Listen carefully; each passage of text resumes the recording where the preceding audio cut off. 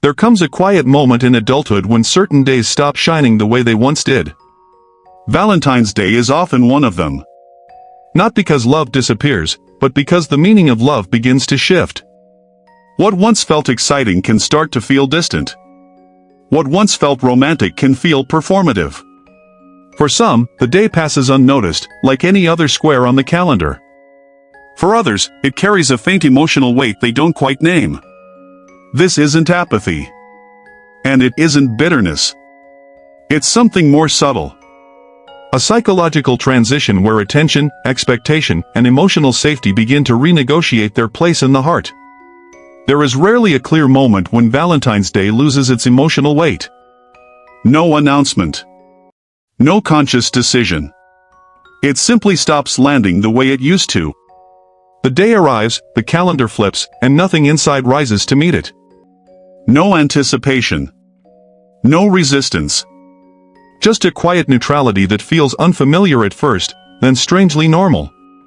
For many people, this realization doesn't come with sadness. It comes with curiosity. A small internal pause. Why does this feel different now? The symbols are still there. The hearts, the messages, the rituals repeated year after year. But the emotional response has softened, as if the nervous system no longer registers the signal as urgent or meaningful. Psychologically, this is often the first sign of a deeper shift. Not a loss of feeling, but a reorganization of it. The mind begins to recognize that what once stirred excitement was not the day itself, but what the day promised. Attention. Reassurance. Being chosen, even briefly, by someone else's focus. When those needs change or learn to stand on their own, the day loses its pull. This is where many people quietly misinterpret themselves. They assume something has gone wrong. That they've become colder, more distant, less romantic. But what's actually happening is subtler. Emotional salience is changing. The brain is recalibrating what feels important, what feels safe to want, and what feels unnecessary to hope for. Valentine's Day doesn't disappear. It simply becomes informational rather than emotional. It reveals something instead of providing something. It shows how much meaning has already been relocated elsewhere, into routine, into stability, into forms of connection that don't require a specific date to exist. This moment, when the day stops landing, is not the end of love. It's the beginning of awareness. An early recognition that certain external markers no longer define inner reality. And once that recognition settles in, the relationship with love, attention, and expectation is never quite the same again. Long before Valentine's Day becomes something to question, it becomes something to learn. Its meaning is absorbed quietly, through observation rather than instruction. As children and adolescents, people watch how love is displayed, rewarded, and measured. They notice which gestures are celebrated and which go unseen. Over time, the day becomes less about romance itself and more about visibility. In early life, Valentine's Day often functions as a social mirror. Cards exchanged in classrooms. Names written or not written. Invitations extended or withheld. Even in adulthood's early stages, the pattern continues. Posts are counted. Messages are noticed. Absence speaks as loudly as presence. The day teaches a subtle lesson: love is something that shows up publicly, on schedule, and in recognizable forms. Psychologically, this creates an association between affection and performance. Love becomes linked to proof. To be remembered is to be valued. To be chosen, even symbolically, is to be reassured. And for a while, this system works. It offers clarity. It simplifies complex emotional needs into observable moments. But this conditioning carries a quiet cost. When love is repeatedly framed through external markers, the nervous system begins to anticipate evaluation. Each Valentine's Day becomes a checkpoint. Am I wanted? Am I enough? Did I matter this year? Over time, these questions accumulate weight, especially when the answers feel inconsistent. For some, the inconsistency is subtle. A missed gesture. A delayed message.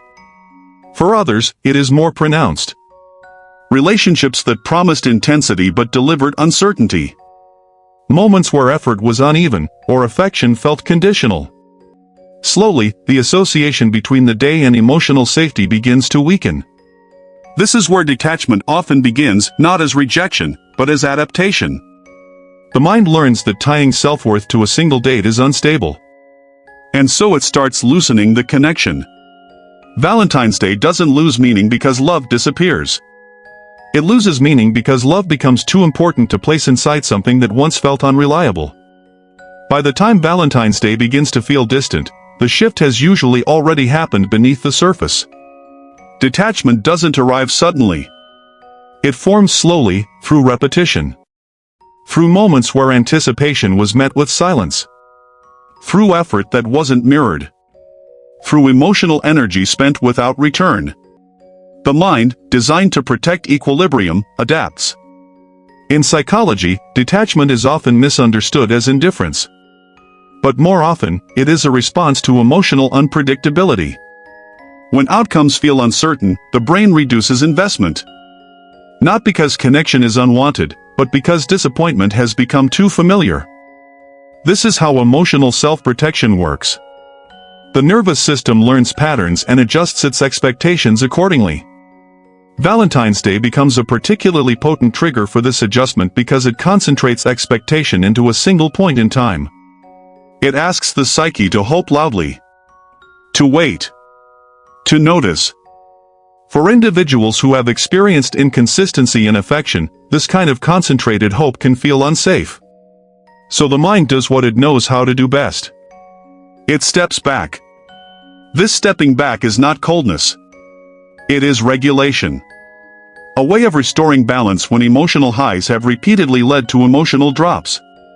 Psychologists sometimes describe this as avoidant validation behavior. The person convinces themselves they do not need recognition, not because they truly don't, but because needing it has felt risky. Over time, this pattern reshapes emotional responses. The day no longer excites or disappoints. It simply passes. And in that neutrality, there is relief. No waiting. No measuring. No internal negotiations about worth.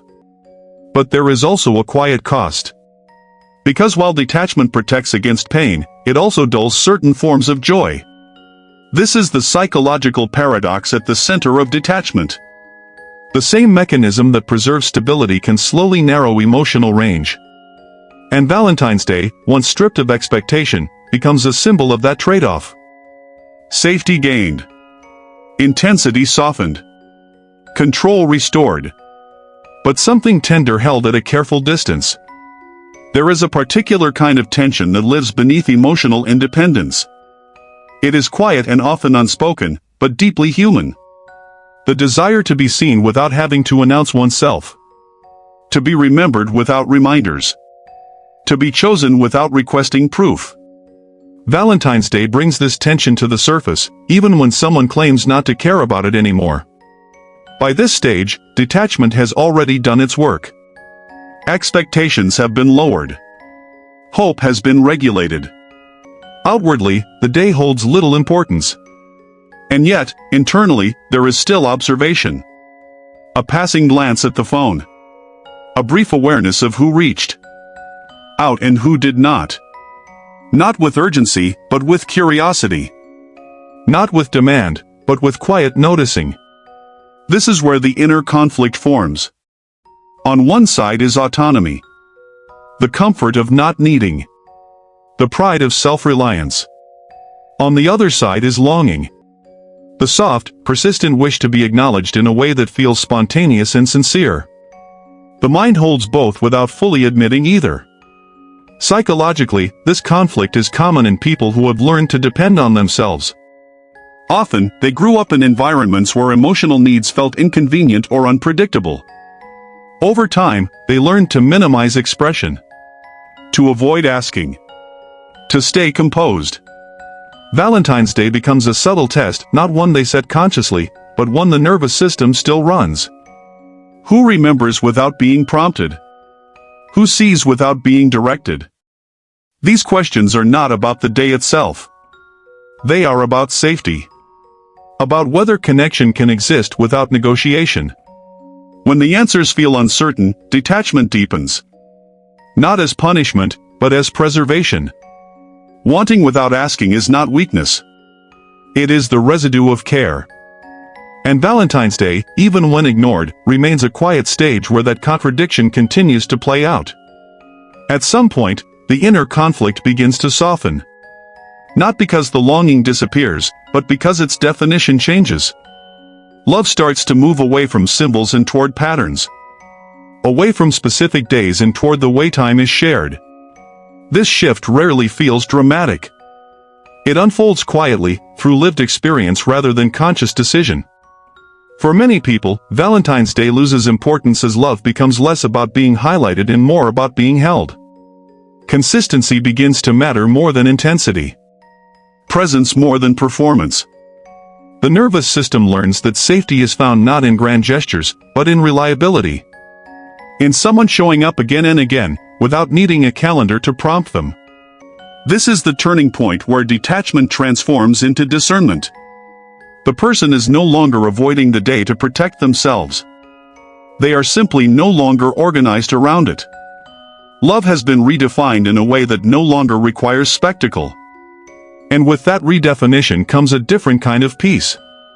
Psychologically, this reflects a movement towards self-concordance. Values and actions begin to align. The person no longer measures affection by how it appears to others, but by how it feels internally. Love becomes something private, stable, and integrated into daily life. Valentine's Day, in this context, becomes optional rather than threatening. It can be acknowledged or ignored without emotional consequence. Its absence no longer signals loss. Its presence no longer promises fulfillment. The day becomes neutral, not because love is lacking, but because love has found a form that doesn't depend on ritual. This quiet redefinition is often mistaken for disinterest. But it is actually a sign of clarity. A recognition that love does not need amplification to be real. And that what endures rarely announces itself loudly. When love no longer needs a designated day to feel valid, something settles inside the nervous system. The constant evaluation quiets. The internal scales stop tipping back and forth. What remains is not numbness, but balance. A state where independence and connection no longer feel like opposing forces. At this stage, emotional self-reliance has been integrated rather than defended. The person does not avoid Valentine's Day out of resistance, nor do they engage with it out of obligation. They move through it the same way they move through many things now, selectively, consciously, and without self-judgment. This is not withdrawal. It is regulation. Psychologically, this reflects a more secure internal attachment. Not the absence of need, but the absence of urgency. Love is allowed to exist without being tested. Recognition is welcomed when it comes, but no longer required to stabilize self-worth. The person has learned to hold themselves steady even when external affirmation fluctuates. This balance creates space for vulnerability without collapse. For appreciation without dependence. For affection without performance. The heart becomes less reactive, not because it has hardened, but because it trusts its own rhythm. Valentine's Day, once a source of emotional noise, now passes quietly. And in that quiet, there is room for nuance. The person can acknowledge a message without clinging to it. Notice an absence without spiraling into meaning. Feel warmth without needing to amplify it. Integration does not erase longing. It contextualizes it. The desire to be seen remains, but it is no longer entangled with identity. It becomes one human impulse among many, rather than the measure of worth. This is emotional balance, not the removal of feeling, but the ability to carry feeling without being carried away by it.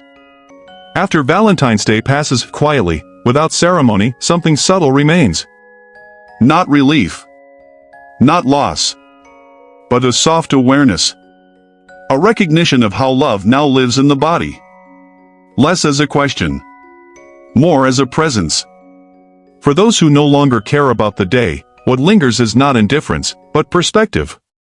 The understanding that connection is not proven by dates, nor measured by gestures performed on schedule. It is revealed over time. in how someone listens, in how they stay, in how they respond when no one is watching. This is where the psychology becomes deeply human. Because even in emotional maturity, the need to be seen never disappears. It simply changes shape. It becomes quieter, more discerning, less willing to accept substitutes. Love is no longer something to be announced. It is something to be recognized when it is already there. Valentine's Day, once a mirror of desire and expectation, becomes a reflection of alignment. Some people will still celebrate loudly. Others will pass the day in silence. Neither choice is more evolved than the other. What matters is whether the choice feels true. In this way, not caring about Valentine's Day is not a rejection of love. It is a refusal to reduce it. A decision, conscious or not, to let meaning live beyond performance. To let affection exist without pressure. To let presence replace proof. What remains after the day is a quieter form of intimacy. One that doesn't need a spotlight. One that trusts continuity more than spectacle. One that understands that being remembered once a year is less important than being understood across many ordinary days. And perhaps that is the final realization. That love does not need to arrive on time to be real. That the deepest connections are often the least announced. And that moving through Valentine's Day like any other day does not mean the heart has gone quiet. It means it has learned to listen differently. That is not detachment. It is discernment. If this reflection stayed with you longer than expected, let it. There's no need to rush past it or turn it into something useful. Some ideas are meant to be carried quietly for a while. If you find yourself noticing your own patterns differently now, how you relate to days, to attention, to being seen, then this did what it was meant to do. You're welcome to stay here. To listen to the next story when you're ready. Not to fix anything, but to understand it a little more deeply.